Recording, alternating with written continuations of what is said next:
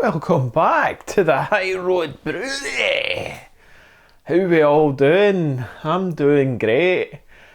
I've literally doubled the capacity of my brewery from a 5-gallon type system to minimum 10-gallon, but it's a 20-gallon pot I've now got, so I could actually do a half barrel probably batches, but I've got a 14-gallon uni tank, and with that and the 7-gallon Chronicle now, so obviously 7-gallon before, now up to 14.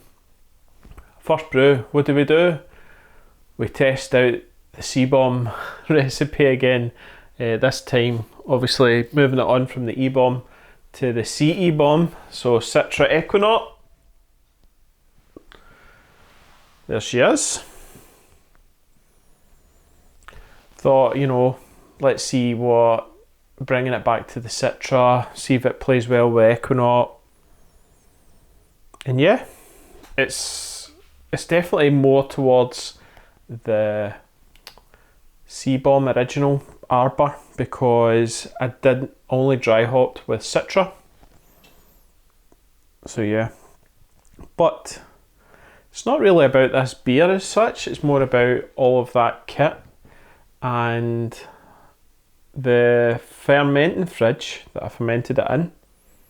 Could take the 14-gallon uni just, but it was a bit of a pain because the headroom you had on the fridge for getting all the hops in and stuff, and so it was a bit like, is this good or not? So obviously if you follow me over on Instagram, Andy Lynch #9 I believe, you will see I've actually upgraded to a glycol chiller as well now, which will come up in future videos.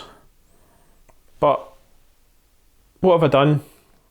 I've effectively rewired the brewery. I've ran a new 32 amp power from, there's a DB in the garage. Let me get this. 32 amp, ran a 6mm cable, then through to the craft beer pie controller. I've got an isolator, 32 amp rated isolator, and then I put in bigger, I'm sure I put 32 amp rated solid state relays as well. I put 2 of them in. Basically one of them does the boil kettle, which has got the 2 original 2.4 kilowatt elements in it, the kettle ones. Put 2 of them in my big tall 75 litre I think it is, that I got from Brew UK, that big pot. And so I drilled the 2 holes in that, put in the 2.4 kilowatt elements in there, fed off the 1 solid state relay in the craft beer pie. And then for the boil kettle, what I did was I bought a 5.5 kilowatt element. It's like a ripple thing, ultra low density, yada yada. 1.5 inch tri clamp. Now I went for the 1.5 inch instead of like a 2 or a 2.5 because I'm always concerned. I always see people worrying about the curvature of the pot, and I mean the 20-gallon blooming SS pot's gigantic, but you can get from AliExpress a 1.5 that fits with the ripple. So that means it's smaller diameter. I don't need to worry about the bending radius so much because it's a smaller hole, and it's actually the same hole you use for the kettle elements, the 2.4 kilowatt kettle elements, and it's just a tri-clamp weldless design. You just screw it in and then tighten it all up, and that's you got a weldless pot connection. It's really cool actually. It's really great for cleaning and stuff, so you can take the element out, give it a right good clean, whereas before when I was using the old screw in standard kettle element, it's a bit harder to clean. So it's quite cool actually with that. And also even just when you're rinsing out the pot and stuff, you can use that as to direct flow out or whatever. Now CIP and all that sort of stuff, I've not got my my CIP on my pots. So actually the pots are still okay to take in the house and rinse off and all that sort of thing. So I'm still doing that. It's not been an issue, which is quite good. Dead easy. And yeah, and then just put them back in. The CIP for the big 14 gallon can be a bit of a pain.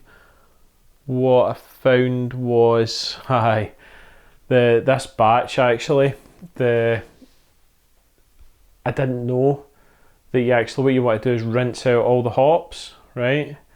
Out the port, dump them, just cold water, get as much of that organic material out as possible. No, I flipping put in the percarbonate and all that, don't I? The chem clean, and then recirculate it, and then wonder why my spray bowl's all gunked up with hops. Duh. So that was a big lesson, to be fair.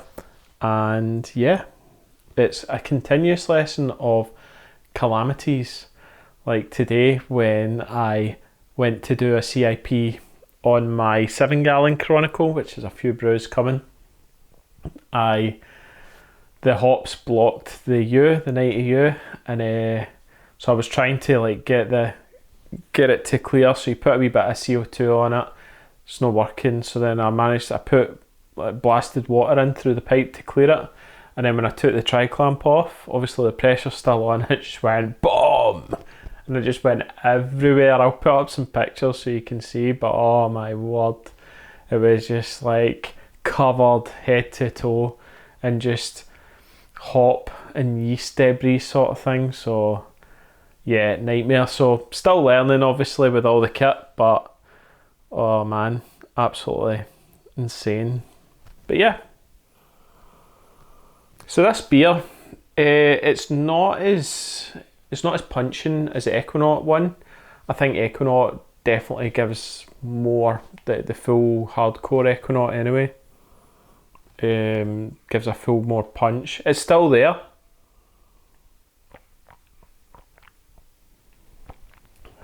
I just think the Citra now comes in, which is more of a citrus punch. It's not as juicy. It is very kind of on the it is full flavoured, but it's not got that Ekuanot as much. So I think next time when I do this, it'll be an Ekuanot dry hop as well. So not just Ekuanot and Citra in the whirlpool, it'll be joined with a Citra Ekuanot dry hop as well. So yeah. Oh, so yeah. And my brother has also won out of this brewery upgrade because he's got a 30 litre, he's picked up a 30 litre keg that I bought off a brewery. I got all the paperwork and stuff like that to make sure that it was mine. I didn't steal the keg or anything like that. It was a small brewery that didn't need the 30 litre kegs. So I made sure I got all the paperwork because I know what it's like with keg watch and all that sort of thing. So I got all that, and then I've converted it. So I got the spear taken out, and I've put one of those, I think it is a 2.5 inch tri-clamp, and it gives you 2 ball lock posts with a floating dip. So fitted a floating dip with one of the kind of little mesh ones you can get off AliExpress, not the ball, but the little, it's like a cylindrical thing. So got one of them, fitted that. It's worked great. So great that he drank the beer in 2 weeks. Yeah, but so I've still got mine, thankfully. But it's actually a lot easier to brew with the bigger kit, I found.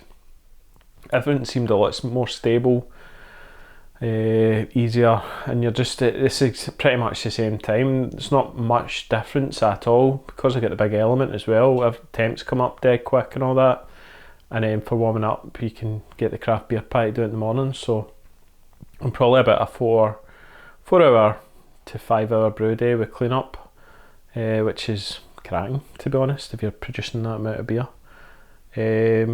Thinking about it now, I wish I'd went for the blooming half barrel, any tank. I thought, 14 gallon, that's humongous. And then got the pots to obviously support, and now I've got a 20 gallon pot. I'm like, oh, I could get more out of this, so I could. But what I could do actually is I do have the 14 gallon uni and the 7 gallon Chronicle. I could just put the batch between those two, and even, you know, put maybe a different dry hop and stuff like that in the Chronicle. So yeah, I just thought of that, so that could be a goodie. But aye, anyway, we catch up, see what I'm up to, what a nonsense, and yeah, make sure you subscribe. That's me just hit 800 subscribers. How nuts is that? That is so cool. I don't think it will be long before we're at 1,000 subs. So if you're not already subscribed, hit the subscribe button, and if you liked the video, hit the like, because then we might be able to, more people get to know about the videos, but the better. Alright, anyway, I'll catch you later. Right, bye.